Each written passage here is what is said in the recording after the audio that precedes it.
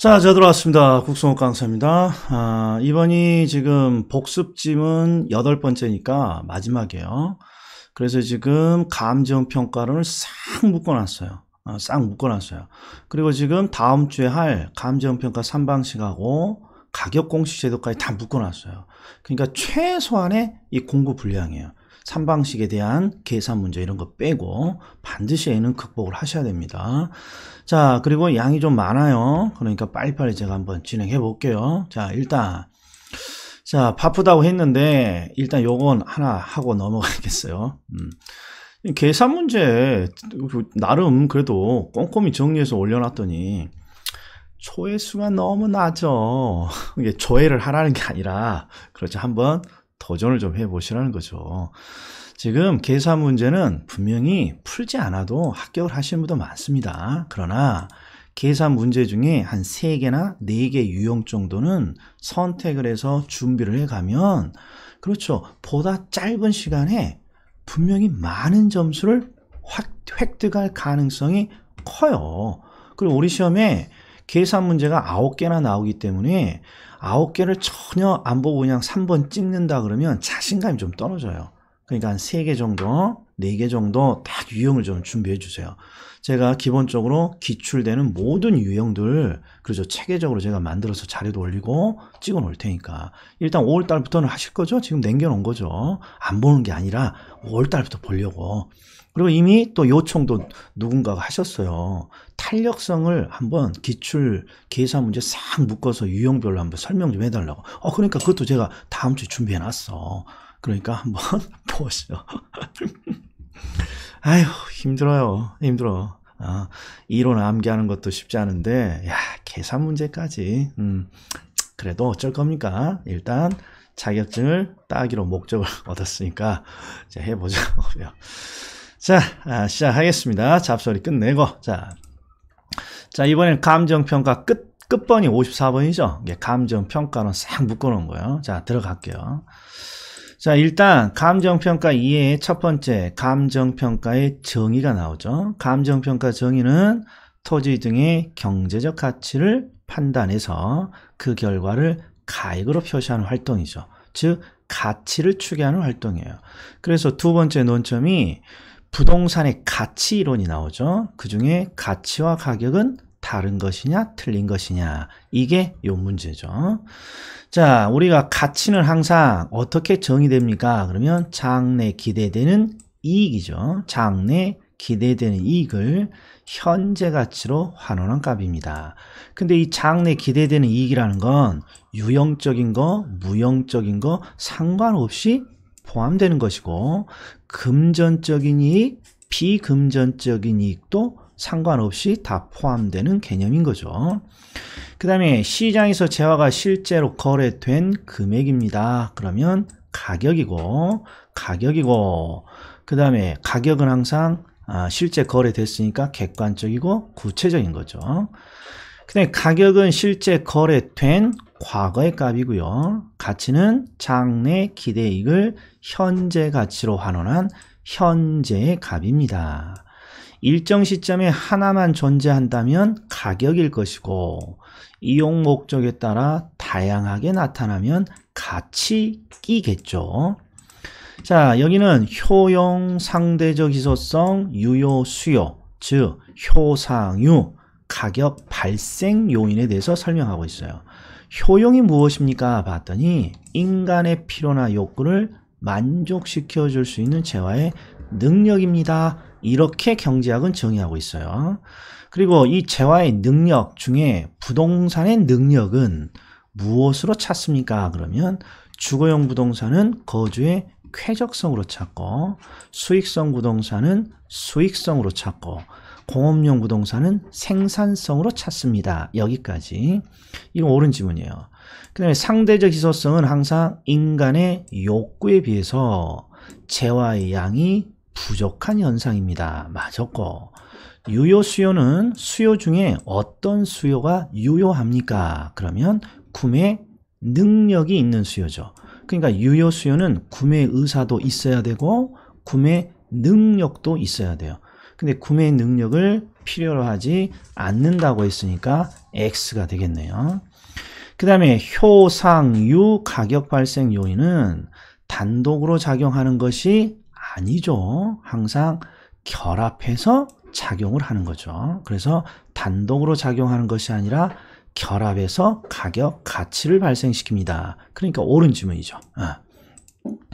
자, 지역 분석은 항상 지표 수준이고 개별 분석은 개최 가격이죠. 즉 가치 형성 요인 중에 지역 요인을 분석하고요.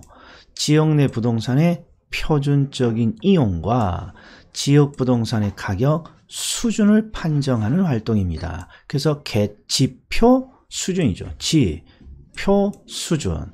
그리고 지역 부동산의 가격 수준이 무엇입니까? 그러면 지역 부동산 가격을 평균 낸 것입니다. 요거. 그래서 가격의 수준은 가격이랑은 구별되는 개념이죠. 자, 개별 분석은 가치 형성 요인 중 개별 요인을 분석하는 거고 대상의 최유효 이용과 대상 부동산의 가격이에요. 여기는 가격 수준이 아니라 가격을 개별화 구체화합니다. 그러니까 센스는 항상 이런 거예요. 최유효 이용이 나옵니다. 그러면 개별 분석이 나와야 돼요.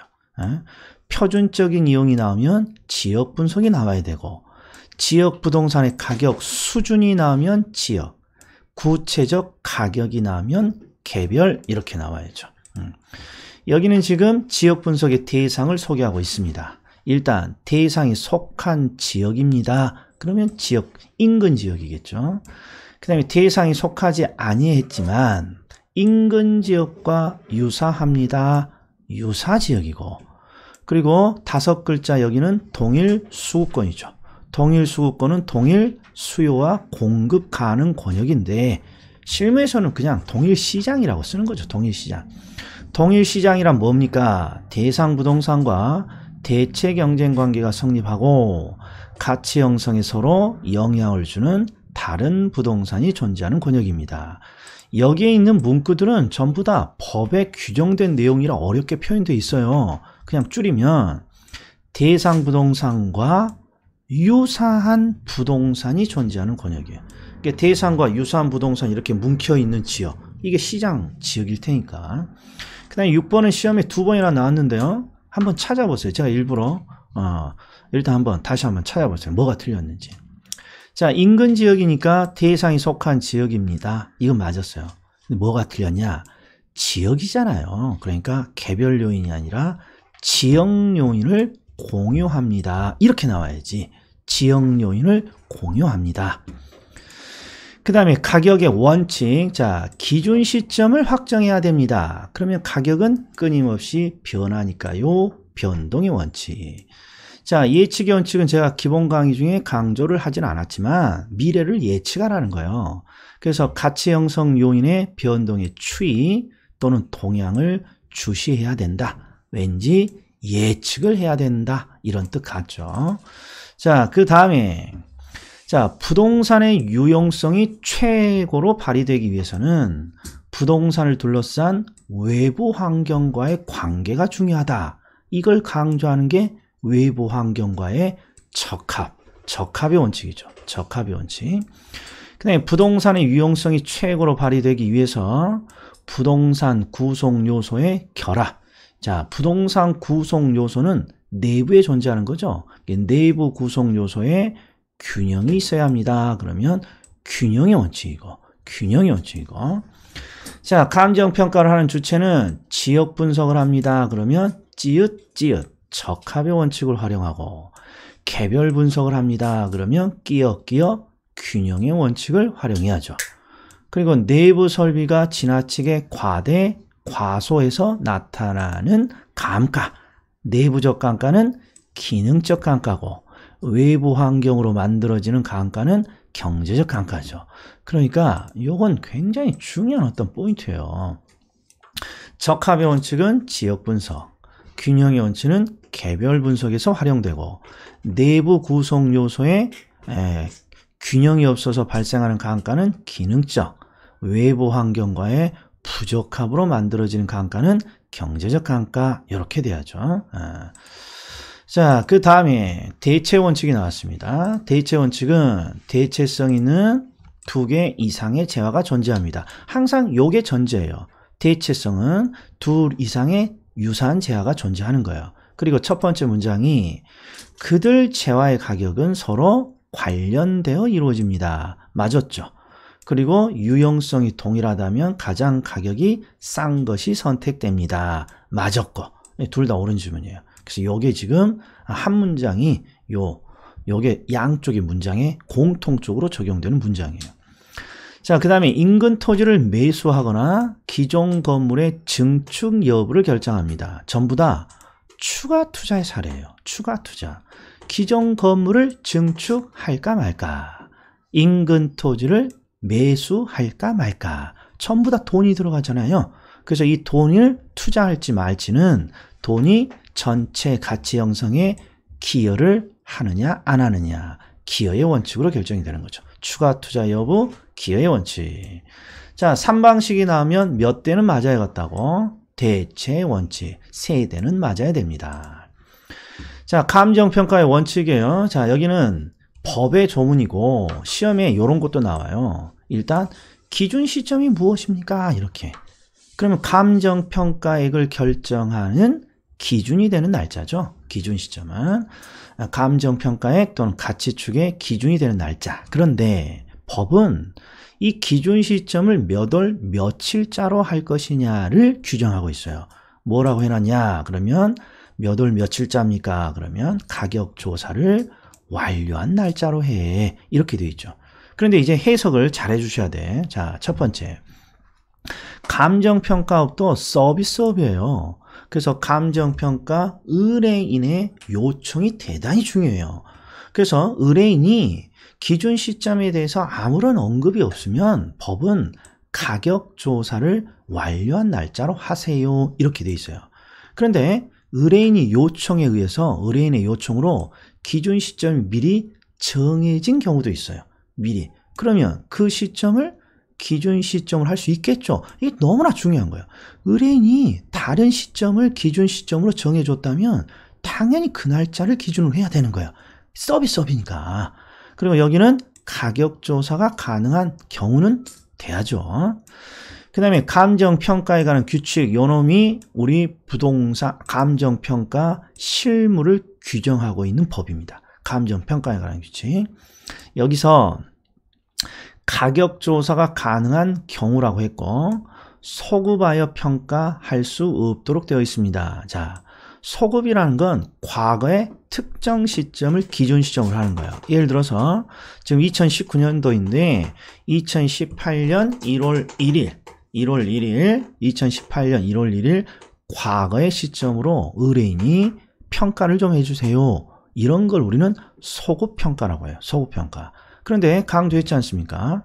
의뢰인이 미리 기준 시점을 정해 줬는데 이 정해 준 시점이 과거일 수 있잖아요. 과거면 소급해서 평가해야죠. 그래서 가격 조사가 가능하다면 의뢰인의 요청에 의해서 소급하여 평가할 수도 있다. 이렇게 가야 돼요. 그래서 틀린 거예요. 자, 시장 가치는 두 가지는 반드시 기억을 해 달라고 했습니다. 통상적인 시장이고 성립될 가능성이 가장 높은 거죠. 금액이 가장 높은 게 아니라. 그 다음에 여기도 있네요. 감정평가업자는 감정평가 의뢰인이 요청하는 경우에는 물건의 감정평가액을 시장가치 외의 가치를 기준으로 결정할 수 있냐 없냐는 거예요. 의뢰인이 요청했다면 당연히 다른 가치를 기준으로 할 수도 있다고 봐야죠. 옳은 질문입니다. 그 다음에 감정평가는 가치를 추계하는 거니까 부동산의 이용 상황, 부동산의 공법상 제한을 고려해서 가치를 추계해야죠. 근데 이용 상황과 공법상 제한은 몇 월 며칠자의 이용 상황과 제한을 반영하는 것입니까? 그럼 기준 시점이라고 해줘야 돼. 우리가 가치를 추계하는 기준이 되는 시점에 이용 상황과 공법상 제한을 고려하는 거죠. 그런데 뭐가 틀렸습니까? 요놈이 틀렸어요. 당연히 받는 상태를 기준으로 가치를 추계해야겠죠. 받지 않느냐 아니라 받는 상태. 자, 그 다음 여기는 일괄, 구분, 부분에 대한 거예요. 일체로 거래되거나 용도상 불가분의 관계가 있습니다. 그러면 두 필지 토지라도 합쳐서 일괄해서 평가하는 거죠. 대로변에 위치한 한 필지가 있는데 전면과 후면으로 가치가 달라진대요. 가치가 달라지면 따로따로 구분해서 평가할 수 있는 거죠. 구분. 자, 8번이 어려운 내용이라고 그랬어요. 일체로 이용되고 있는 물건의 일부예요. 즉, 요 놈이 포인트예요. 일부분을 지금 평가를 하고 있는 건데 요 일부분이 가치가 달라진다라는 단서가 있으면 구분 평가가 되는 거고, 가치가 달라집니다 이런 말이 없으면 일부분, 즉 부분 평가가 되는 거예요. 8번은 주의하셔야 돼. 8번은 어딜 봐도 무슨 가치가 달라진다 이런 상황이 아니니까 부분 평가가 되는 거예요. 그 다음에 부분 평가의 사례로 9번 굉장히 중요한 내용이라 있어요. 자, 일단 토지의 일부분이에요. 요 놈이 보여야 돼. 토지의 일부분. 근데 이 일부분을 지금 평가를 하는 건데 일부분의 가치가 달라지면 구분이고 일부분의 가치가 달라지지 않으면 부분인데, 흔히 보상을 할 때 평가는 가치가 달라지지 않아요. 그래서 보상, 일부분에 대한 보상이라는 말이 나오면 부분 평가라고 암기하라 그랬죠. 암기하는 방법은 보상 밑에다가 부자 넣으면 보부상이야. 보부상. 그러니까 보상 나오면 부분 평가. 자, 10번도 우리 시험이 아니라 얘는 감정평가사 기출이에요. 한번 보세요. 일체로 이용되고 있는 물건의 일부. 똑같잖아요. 8번이랑. 이 감정평가 기출 지문인데 일부분인데 어딜 봐도 가치가 달라진다 이런 표현이 없잖아요. 그러니까 조건부 평가가 아니라 부분평가예요. 부분평가. 부분평가 틀렸다. 자, 여기서부터 이제 방식입니다. 자, 방식은 일단 문제를 읽기 전에 반드시 두 가지를 확인해야 될 게 있어. 첫 번째 보셔. 거래 사례 비교법은 거래 사례를 선정하고 대상 물건과 비교하는 방식이니까 반드시 거래 사례를 선정하는 거예요. 거래 사례. 그리고 대상 물건의 가액을 산정하는 방법이고, 그 다음 임대 사례 비교법은 임대 사례를 선정하고 대상 물건의 임대료를 산정합니다. 일단 이건 맞아야 된다고.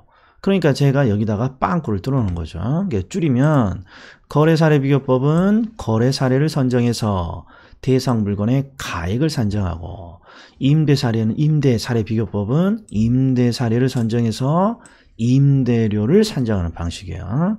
자, 그럼 이제 요약 정리해 보자고요.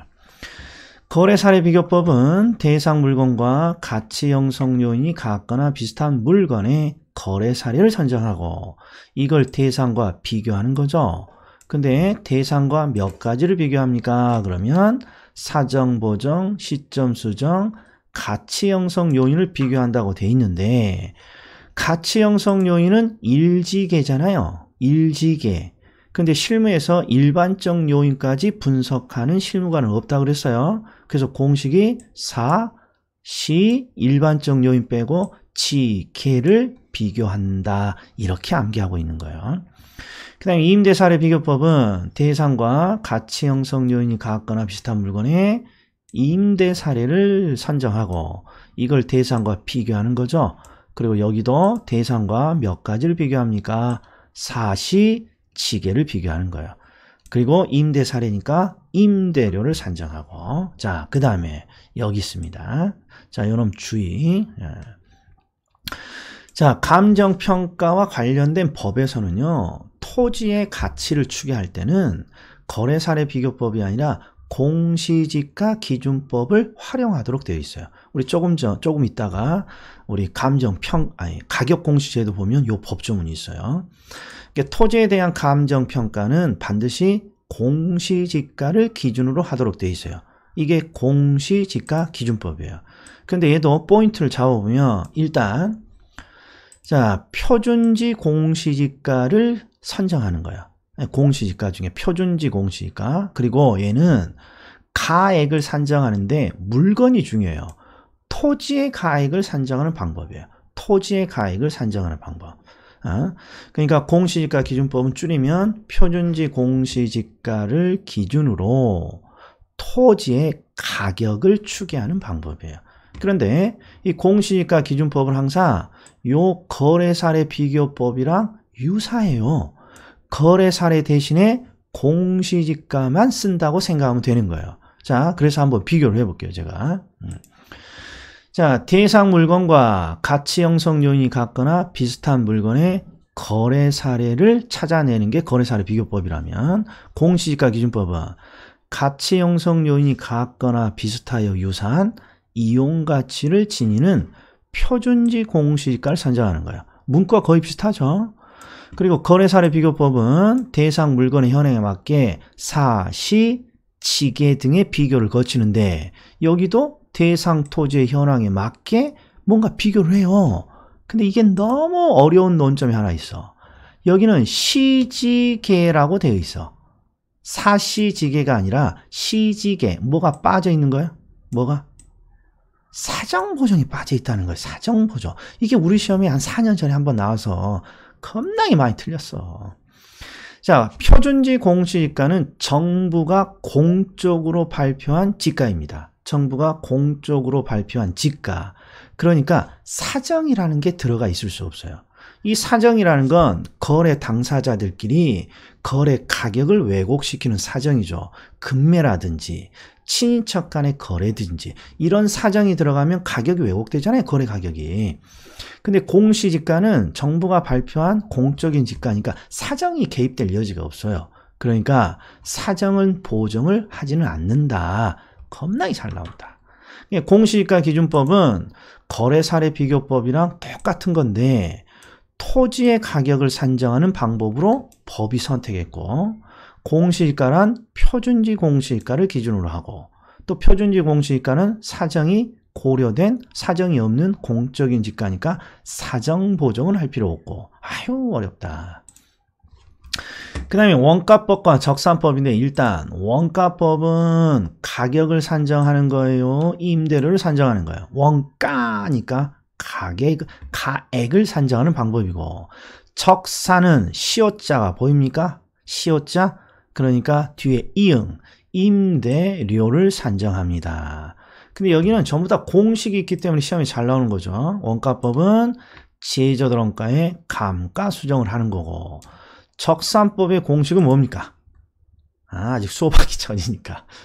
초대 경비 아저씨죠. 초대 경비 아저씨.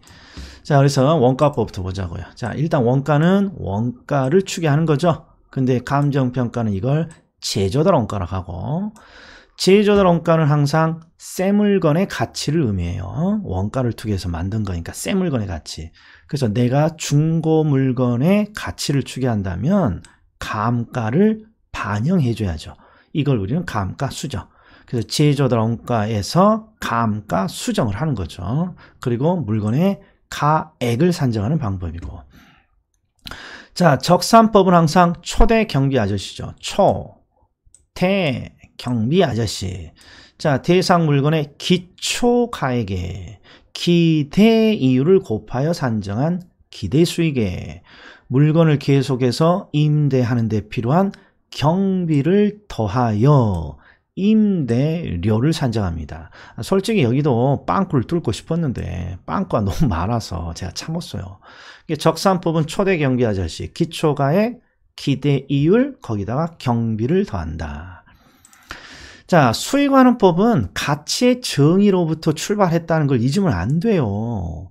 가치는 장래 기대되는 이익, 이게 장래 기대되는 수익이고, 그걸 현재 가치로 환원하는 거잖아요.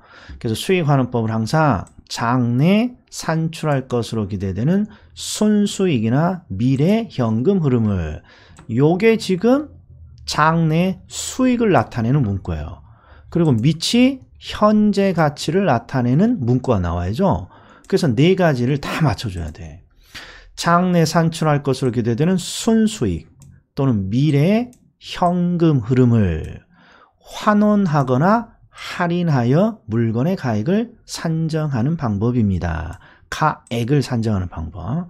자, 그리고 이렇게 왜 복잡하게 돼 있습니까? 그러면 두 가지 방식이 짬뽕 돼 있다고 그랬어요. 장래 순수익을 환원시키는 방법이 하나가 있고, 미래 현금 흐름을 할인하는 방법이 있다, 이런 말이에요. 두 가지가. 이걸 묶어놔서 이렇게 복잡한 거죠.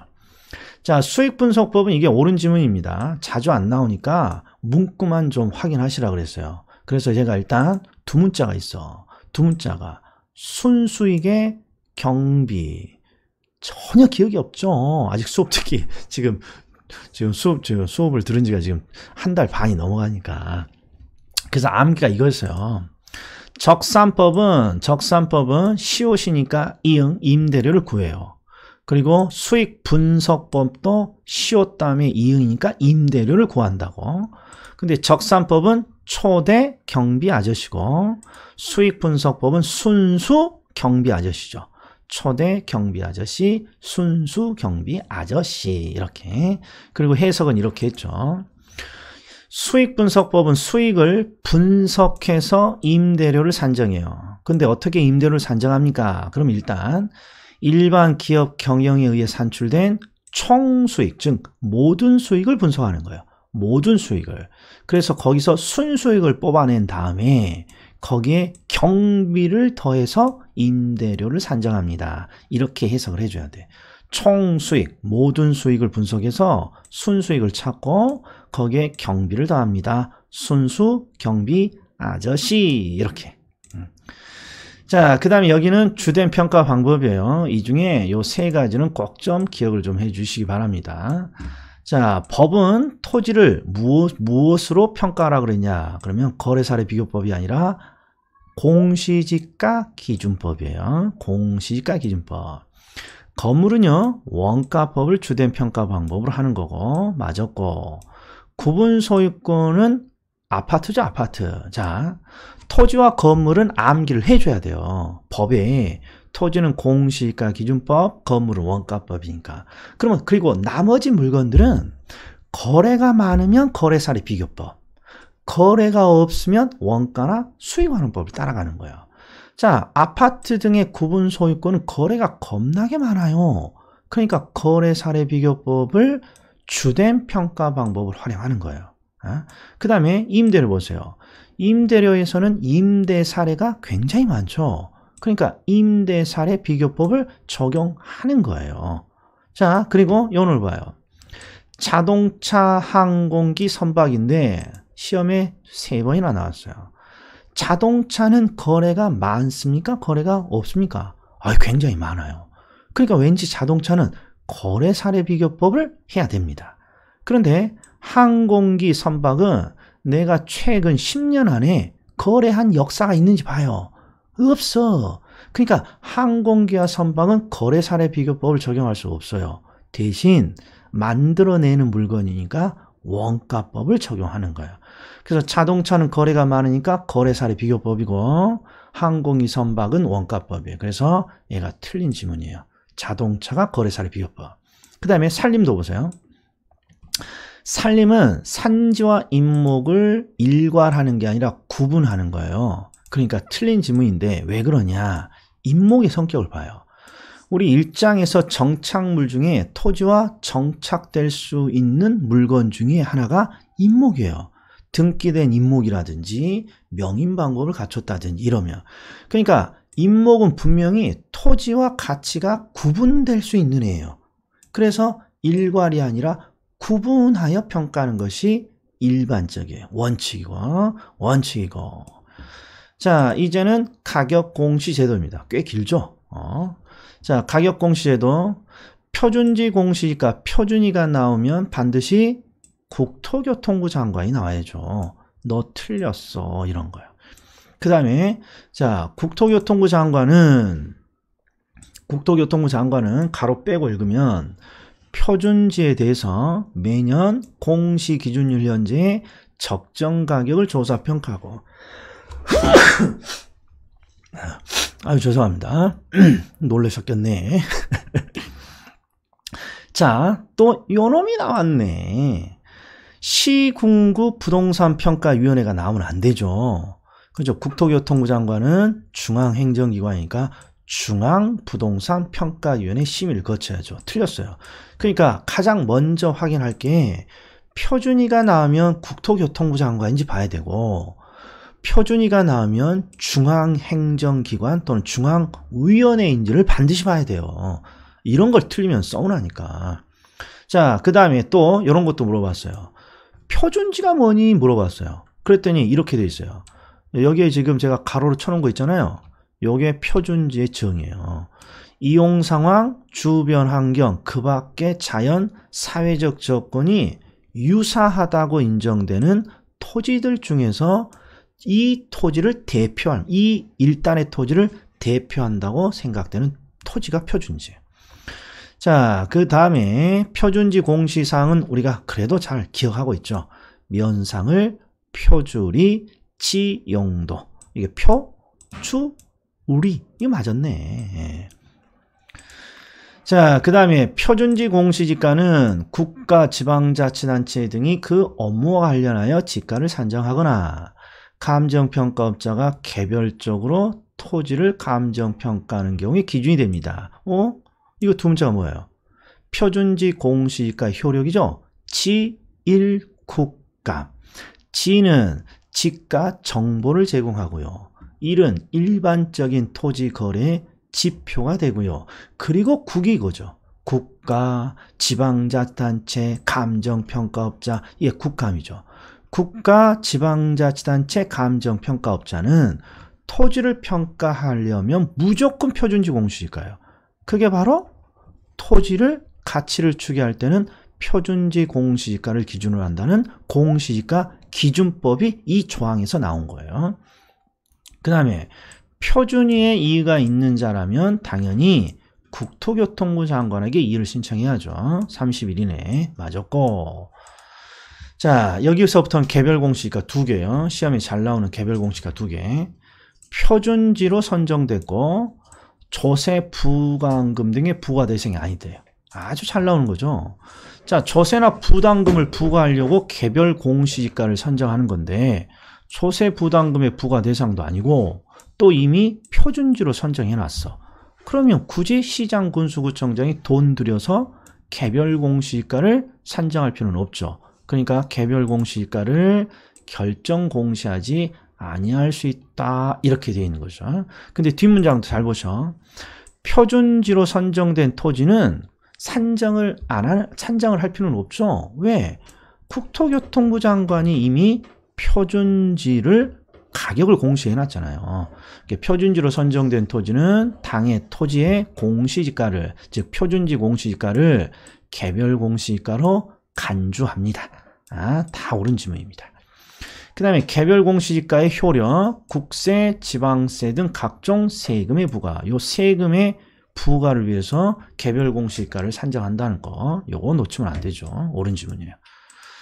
자, 그 다음에 여기는 표준주택에 대한 건데, 자, 국토교통부 장관은 용도지역, 건물 구조 등이 일반적으로 유사하다고 인정되는 일단에, 아이고 나왔네. 자, 공동주택은 표준위와 개별위로 나눠지지 않는 거죠. 그러니까 여기는 단독주택만 남아야죠. 공동주택이 쏙 빠져야죠. 아주 잘 나오는 함정. 그 다음에 표준주택 가격의 공시사항은 용, 연, 구, 이게 틀렸네. 건축허가일이 아니라 사용 승인일 틀렸어요. 용연, 구사.